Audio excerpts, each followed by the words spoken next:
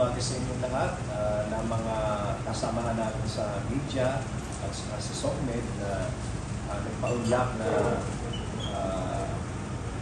umattend o makibahagi dito sa ating pagpupulong ngayong araw upang linawin ang mga issues na naakibat doon sa SONA at after the SONA at yung iba pa mga bagay-bagay na nais ninyong tanungin o bigyang linaw. Maraming salamat. Magandang umaga. Ang nais kong munang iparating ay ang gusto kong i-congratulate yung ating Philippine team doon sa Paris Olympics na kung saan ay sila ay makikilaho. Good luck sa inyo mga Pilipino na nasa Philippine team diyan sa Paris Olympics. Mabuhay kayo. At dahil doon sa nakaraang baha ay malawakan talaga yung baha at yun naman ay hindi talaga maiiwasan sapagkat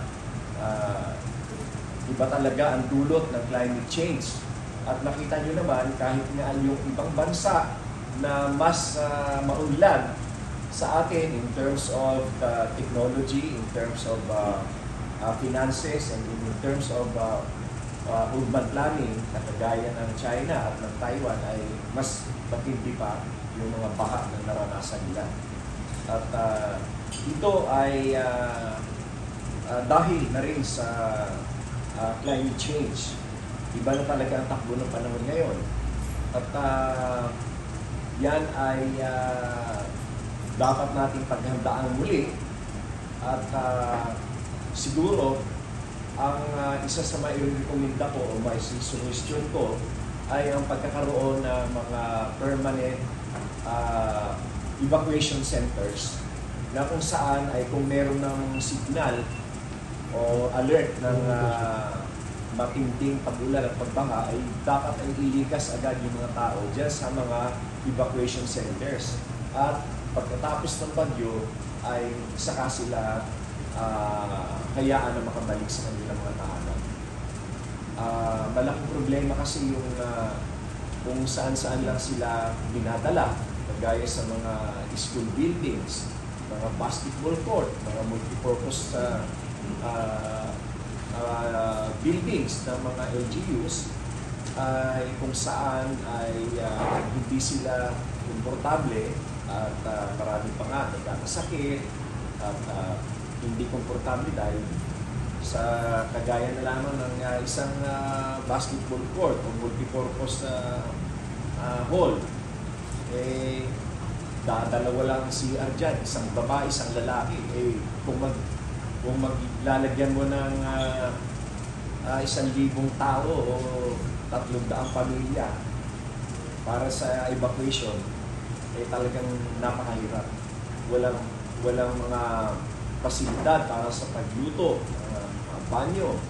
Kaya dapat talaga ay ito ang isa sa mga rekomendasyon na dapat ay gawin ng mga LGUs, ang tinatawag natin na permanent evacuation centers. Hindi naman ito magiging tahanan nila na pangmatagalan, kundi every time lamang magkakaroon ng kalamidad na kagaya nitong nakaraang Karina, kagaya ng Mundoy, ng Ulysses. Madalas natin maranasan yung pagbabaha ng ganyan. So, dapat ay gawin ng isang malawakang proyekto ito, ang temporary evacuation centers. Okay? At ngayon na opening ng classes ay maraming mga LGUs ay nagsuspindi pa ng opening ng classes kasi nga ay kanila pa inaayos at nililinis yung kanilang mga eskwelahan. At ito naman ay nararapat lamang sapagkat hindi po pwedeng napakakalat at napakaduling ng eskwelahan.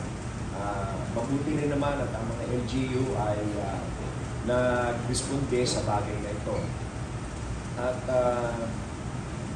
Doon naman sa issue ng pagtulong sa mga bata ay muli namin ilulunsad yung BBM, Batang Busog na Lusog, na natigil o pansamantalang natigil noong ako ay nagkasakit at na operahan ng angioplasty. So,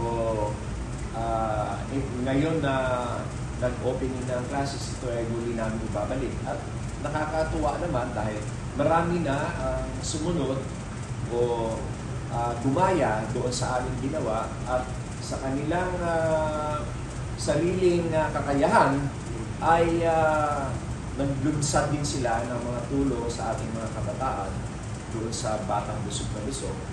At kagaya nga ng mga sinasabi ko sa kanila, hindi naman kinakailangan magpaalam pa sila sa akin. Ang tulong na yan, yung programang yan ay talagang sinadya namin na magbigay din ng motibo at inspirasyon sa ating mga kababayan na tumulong sa kanilang sariling kakayahan. At yan ay inaasahan namin na dumami pa at gayahin pa ng iba. At ako'y nagpapasalamat doon sa ating mga kababayan na tumugon sa aming panawagan na ating puspusang tulungan ng ating mga kababayan, lalo ng mga kabataan na pumapasok sa eskwelahan.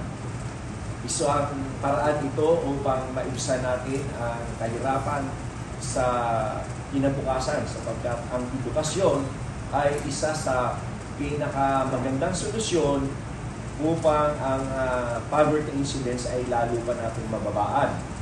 At ang ating mga kababayan na nakararanas ng kahirapan ay mababawasan pa natin sa mga darating pa mga taon kung ang edukasyon ay ating ipapatupad ng maganda ang sistema. At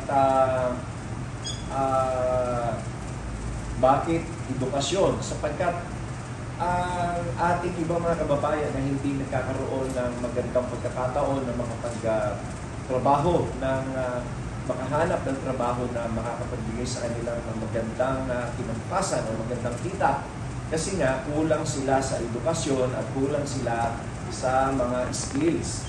Kaya ang edukasyon ay dapat na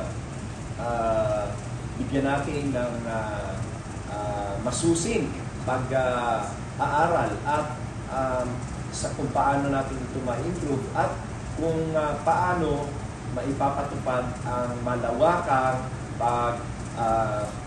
papa-improve ng educational system natin. Nakakalungkot isipin